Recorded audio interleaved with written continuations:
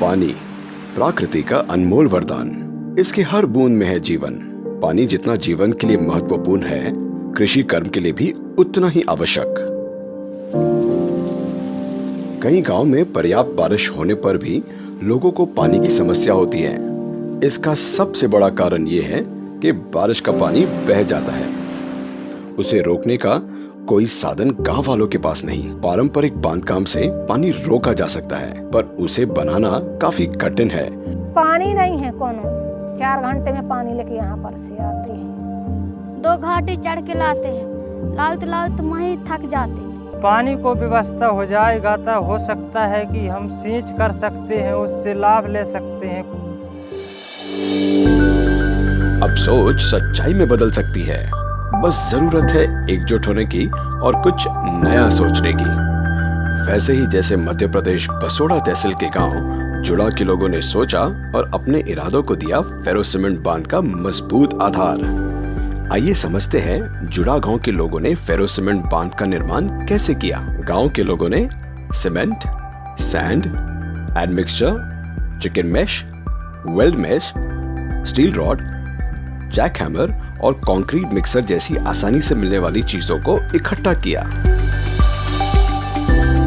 फिर उन्होंने सबसे पहले 6.5 फीट चौड़ा लेआउट तैयार किया, जिसकी पथरीली सतह से पत्थर छीनी से निकाल दिए गए।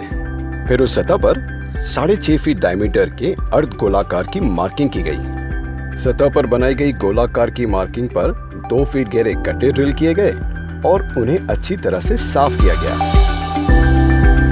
10 मिलीमीटर के सरिये को 10 इंच की दूरी पर रखकर 10 फीट ऊंचे और 6.5 फीट अर्धगोलाकार ढांचा तैयार किया गया। ढांचे को मजबूत बनाने के लिए 4 आड़े और 2 खड़े स्टिफनेस का इस्तेमाल किया गया। 6.5 फीट चौड़ी सतह पर स्टील सरियों को 1 फीट की दूरी पर रखकर एक मैट तैयार किया गया। 10 मिलीमीटर की 4 फीट लंबी अतिरिक्त स्टील रॉड को लेकर ड्रिल किए हुए होल में डालकर ढांचे से बांध लिया गया। स्केलेटन को मजबूती देने के लिए पानी की प्रवाह के साइड में 10 इंच की दूरी पर ड्रिल किए हुए होल्स में 10 मिलीमीटर स्टील रॉड डाल दिए। इन सभी काउंटरफोर्ट के सरियों को आग की पहली खड़ी रॉड से बराबर की दूरी पर बांध दिया गया। 14 गेज की वेल्ड मैश के दोनों तरफ 24 गेज की चिकन मैश की लेयर बांधी गई।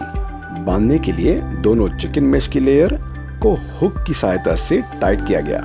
तैयार किए हुए ढांचे के बाहरी हिस्से में मैश को लपेटकर वाइंडिंग वायर से बांध दिया गया। फिर एक लेयर चिकन मैश के ढांचे के अंदर की साइड से लपेटकर बांध दी गई। सभी ढांचों को अलाइनमेंट करने के बाद गड्ढों में 1 भाग सीमेंट और 2 भाग रेती का मिश्रण भर दिया गया और इसे सेट होने के लिए 1 दिन तक छोड़ दिया गया।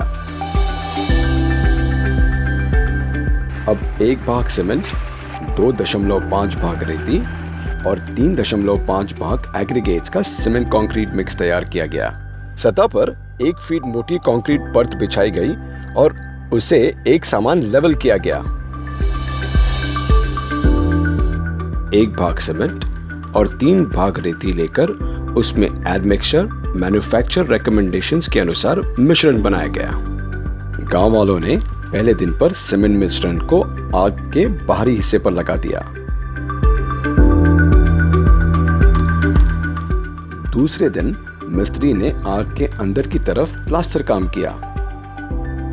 तीसरे दिन कुशल कारीगरों ने आग के बाहरी हिस्से पर प्लास्टर किया और सीमेंट स्लरी लगाकर सतह को वाटरप्रूफ कर दिया। प्लास्टर के बाद दीवार को मजबूत बनाने के लिए दीवार पर गोनी लपेटकर 10 दिन तक पानी का छिड़काव किया।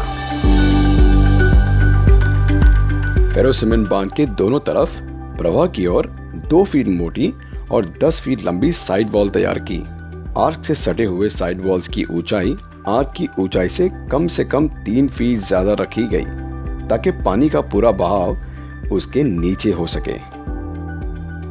तो देखा आपने, फेरो सीमेंट टेक्नोलॉजी से बांध बनाना कितना आसान है। फेरो सीमेंट टेक्नोलॉजी एक बहुत ही simple, eco friendly, easily understandable, easily replicable technology है। इसके द्वारा गांव में लोग water storage tanks, check dams, छोटे छोटे घर, बाथरूम, टॉयलेट्स, ये सभी निर्माण किए जा सकते हैं। फेरो सीमेंट बांध जुड़ा गांव के लोगों के जीवन में उन्नति और खुशहाली की एक स्थिरता ले आया। हमारे यहाँ पानी के लिए बहुत परेशानी था और जब से हमारे यहाँ फेरो सीमेंट वाला डैम बना है तो हमको इतना सुविधा हो गई, उसमें से पानी रुकने लगा। तो हमारे यहाँ सिंचाई की भी सुविधा हो गई है। जो सब्जी हम खरीदते थे वो सब्जी अब आज दिन हम खुद के यहीं उगा रहे हैं। ये इतना सरल है कि कोई भी फेरो सीमेंट से बांध बनाकर अपने कल को उज्जवल बना सकता है। साइट और डिजाइन का सही निर्णय लेने के लिए किसी जानकार इंजीनियर की सहायता अवश्य लें।